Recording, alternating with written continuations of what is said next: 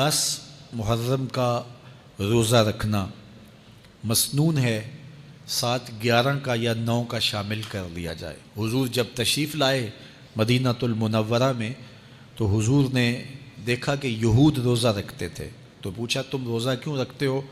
تو انہوں نے کہا کہ حضرت موسیٰ علیہ السلام کو قبطیوں سے اس دن نجات ملی تھی، تو فرمایا حضرت موسیٰ علیہ السلام کا حق ہمارے اوپر زیادہ ہے۔ تو حضور نے روزہ رکھا اور پھر فرمایا کہ اگلے سال اللہ نے چاہا تو ہم ساتھ ایک روزہ اور شامل کریں گے، تاکہ ان سے مشابہت نہ ہو جائے۔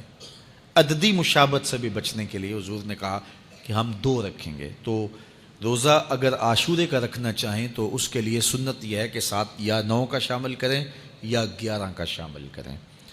تو جو افضل ترین روزے ہیں ان میں سے عاشورے کے روزوں کا بھی شمار ہوتا ہے۔ تو اگر ممکن ہو تو جن کو اللہ نے صحت عطا کی ہے، تو آج کل اتنی شدت کی گرمی بھی باقی نہیں رہی، تو وہ یہ روزے رکھیں، ذکر و فکر کے اندر ان ایام کو گزاریں، اپنے والدین کی قبروں پر، اعزاء و اقرباء کی قبروں پر ہر جمعے کو جانا چاہیے۔ اس کے علاوہ بھی جب موقع ملے، یہ رواج جو پیدا ہو گیا ہے کہ 9 محرم کو یا 10 محرم کو مٹی ڈالنے کے لیے وہاں قبرستان میں جایا جاتا ہے، یہ 8 10 15 سال سے شروع ہوا ہے، جبکہ اس کی کوئی اصل نہیں ہے۔ تو اگر آپ روٹین سے جاتے ہیں تو آپ کو ہر جمعے کو جانا چاہیے والدین کی قبروں پر، اور وہاں جا کے ہر جمعے کو سورہ یاسین کی تلاوت کرنی چاہیے۔ تو سال کے بعد صرف 10 محرم کو یا 9 محرم کو جانا، یہ بہرحال اس دور کی ایجاد ہے، یہ کوئی مسنون نہیں ہے اور یہ کوئی سنت نہیں ہے۔ تو روٹین سے اگر کوئی جانے والا ہے تو چلا جاتا ہے تو کوئی حرج نہیں ہے۔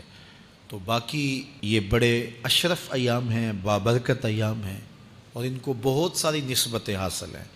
حضرت امام حسین رضی اللہ تعالی عنہ کی شہادت کے ساتھ یوم عاشور کو نسبت حاصل ہے، اور اس کے علاوہ بھی بہت سارے عالی مرتبت جو ہے وہ ہستیوں کے وصال کا دن بھی ہے، اور بہت سارے واقعات اس دن جو ہے وہ روح پذیر ہوئے ہیں۔ تو یہ اس لحاظ سے بہت ہی بابرکت اور جو ہے وہ مبارک یوم ہے۔ تو اس دن کو ذکر و فکر میں، عبادات میں بسر کیجئے گا، اور اپنی زندگی کی ایک ایک ساعت کو اللہ اور اس کے رسول کے نام پر لگا دینے کے جذبوں سے سرشار ہو کے زندگی گزاریے گا۔ حضرت امام پاک انہوں نے اپنی زندگی دین کے لیے قربان کر دی، تو یہ 10 محرم ہمیں سبق دیتا ہے، اور ہم اس دن عہد کرتے ہیں اگر انہوں نے اپنے بچے بھی قربان کر دیے اور اپنی اولادیں بھی بھوک اور پیاس میں قربان کر دیں، تو ہم بھی یہ عزم کریں اس دن کہ ہم اپنی ساری زندگی حضور کے نام لگائیں گے، حضور کے دین کے نام لگائیں گے۔